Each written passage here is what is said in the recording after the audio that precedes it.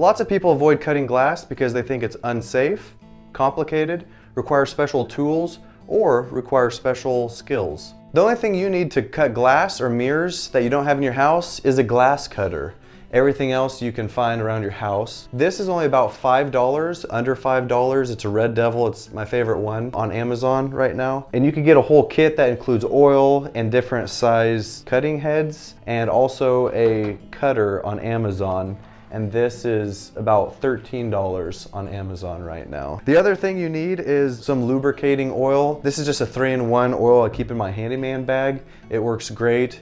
Baby oil will work, kerosene oil will work. I've heard engine oil will work, but I don't see why it wouldn't. Give it a shot. You need some way to mark your glass. This is just a dry erase marker. This is some sort of marking crayon that I have.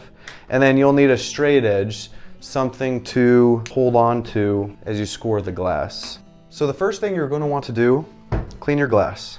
When you go to measure, you're always going to want to start at a factory edge. You can see that this is a factory edge, so we'll just use that since we know that it's square. The next step is to get your mark. So I know that we want 14 inches this way, and then we're going to go this way, mark 10 inches. We'll get our first mark right here. Line it up towards the edge, mark 14 inches, go about 10 inches up, mark our 14 inches, and then we'll mark this 10 inches, and we'll mark this 10 inches here. So now that we've marked it, it's time to cut. We're just going to put our ruler on here, on the line, and make our cut. One thing that will help you is if you take a little piece of tape, kind of roll it, and then put it on the back side of your ruler. This will help your ruler from sliding around on you. So you can see it's just a lot more stable. So now that your glass cutter is dipped in oil, I just hold mine like this, and you'll want to put firm pressure and make one cut. And you're not really cutting the glass in this step, you're just scoring the top layer and making a crack. And you want the sound to sound like ripping paper.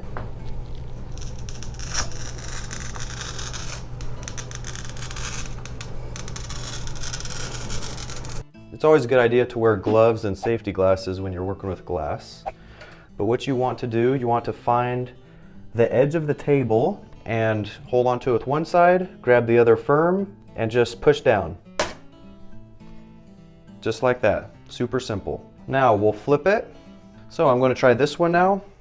Just dip it in some oil, press firmly down.